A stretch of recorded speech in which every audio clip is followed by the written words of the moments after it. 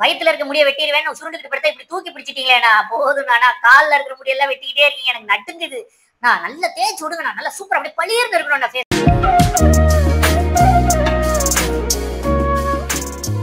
வணக்கம் நண்பர்களே, இவர் பேரு தான் ஸ்டார்க். ஆக்சுவலா டோனி ஸ்டார்க் இல்ல, நார்மல் ஸ்டார்க் தான். ஸோ இவர் பாத்தீங்கன்னா ஃபர்ஸ்ட் டைம் கூட்டிட்டு வந்திருக்காங்க. அண்ட் இவர் வந்து ஒரு 4 months ஓல்டு பப்பி.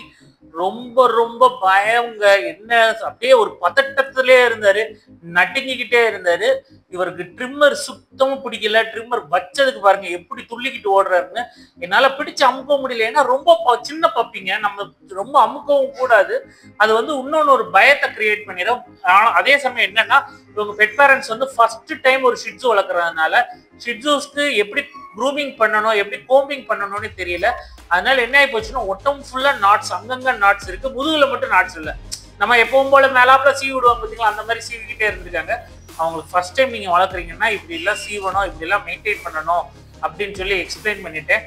எங்கெங்கெல்லாம் நாட்ஸ் இருக்கோ அங்கங்கெல்லாம் சிசரிங் பண்ணி தான் எடுத்தேன். ஏன்னா அவங்க வந்து ஃபர்ஸ்ட் டைம் அதனால ஜீரோ கட் பண்ணிடாதீங்கன்னு ரொம்ப கேட்டுக்கிட்டாங்க.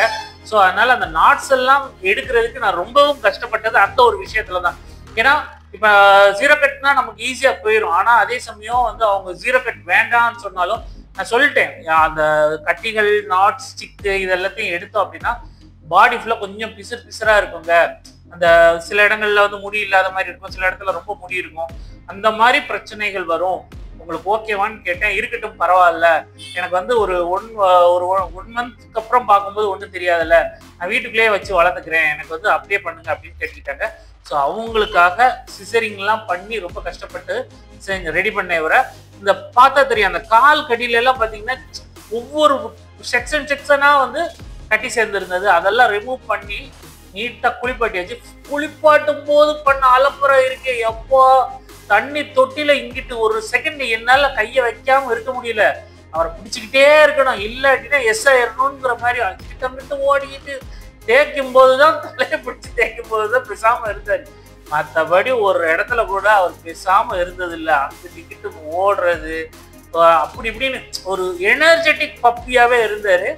அப்போ அவரை முடிச்சு நல்லா துவட்டிட்டு ப்ளோ ட்ரையர் போடும்போது செம்ம சண்டை, என்னை உற்ற பொறியா இல்லையாங்கிற மாதிரி பிடிச்சி அமைக்கு ப்ளோ ட்ரையர் போட்டாச்சு. ஸோ அழகா அவரை கியூட்டா ரெடி பண்ணியாச்சு பர்ரோட.